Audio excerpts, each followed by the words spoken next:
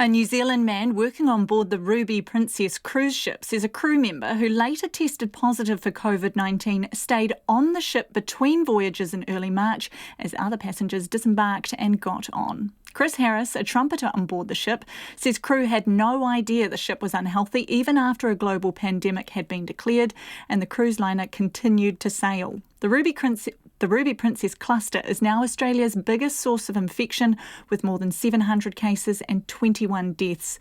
A commission of inquiry is also underway into how 2,700 passengers were allowed to disembark on March the 19th, the day before 2 passengers and 1 crew member tested positive. Chris has been in mandatory isolation for almost 6 weeks on the ship in Sydney and now in Auckland.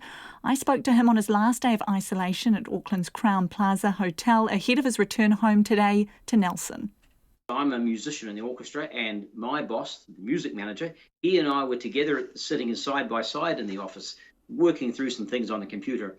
And his boss, the entertainment director, came into the office kind of in a fluster and said, "Right, you two have got to separate. One sit at one end of the desk and one sit at the other." And we knew then that things were really getting serious. That was the first sign that things were going to change on board. Yes. And how did they start to change from then on in? From then on in, they got more serious about social distancing. And I was quite busy on board because I had multiple jobs. But from that point on, I shared a cabin with the drummer in the orchestra, and he and I kind of took turns at being in the cabin. So I was out of the cabin a lot because I was doing various what they call side jobs. So whenever I came back to the cabin, he would leave and he would go practice. And when he came back to the cabin, I would leave to either go back to work or to do something else. And so were you surprised the ship kept sailing despite those measures that were being put in place? Well, we were quite fortunate, or we considered ourselves quite fortunate, because as far as we were aware, we were a healthy ship. So it was kind of going on. The whole COVID-19 thing was going on in the outside world, but on the ship we were lucky because at that stage, nobody had any symptoms we were aware of. When did you find out about those first cases of COVID-19 on board the ship? Well, I didn't really know until when we were in Sydney on March 19th, I believe it was. That's when the guests were disembarked, and they had been saying for a few days beforehand, anybody, crew or guests, who have any kind of flu symptoms, come down to the medical centre and you'll be checked out, which I understand a few people did because not many people were showing any kind of symptoms. And then it didn't come back until the following day after the guests had disembarked that 2 of the guests and 1 crew member had tested positive. That crew member was already in isolation and had been in isolation from the last cruise. Because we've seen those images of the big party that took place for all the staff. So was that in between people being tested and finding out that some people had in fact tested positive? Yep, that's right.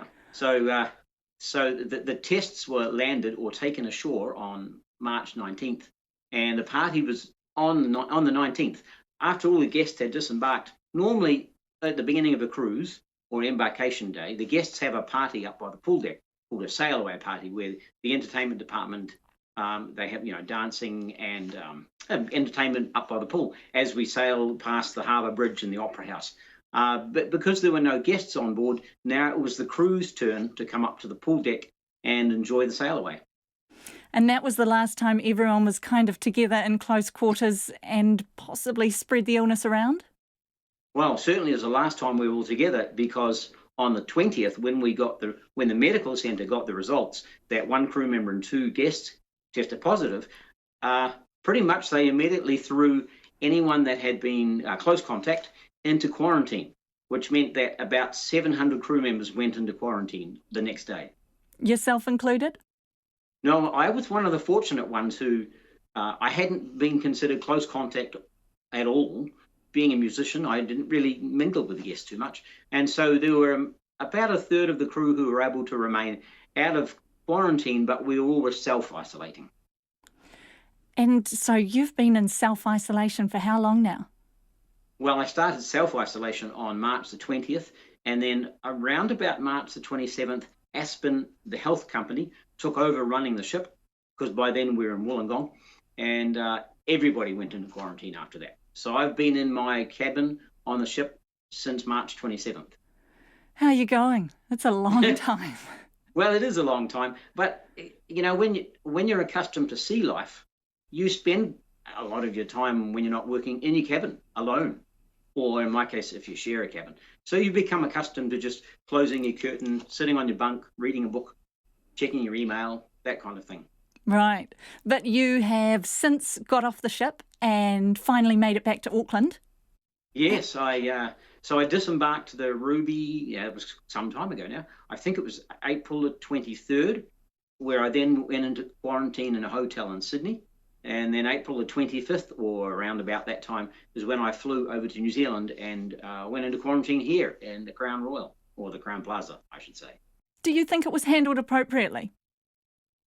I think that looking back now, New South Wales Health gave us permission to disembark the ship on the 19th before they'd got the results back of the tests. If they'd have waited a day, in other words, kept the guests on board for a day, they would have found out that there were 2 guests positive and 1 crew member, and that obviously would have changed the disembarkation process. And with the Ruby Princess, how contractually does that work from here on in? Will you go back and work for them again, and when? Well, the cruise industry is up in the air as to when they can launch again, so to speak, and my guess would be late this year. So given that I've got a mortgage to pay, I'll be looking for a job as soon as I get home. That was Chris Harris there, a New Zealander who's been in isolation for almost 6 weeks now after working on board the Ruby Princess cruise ship.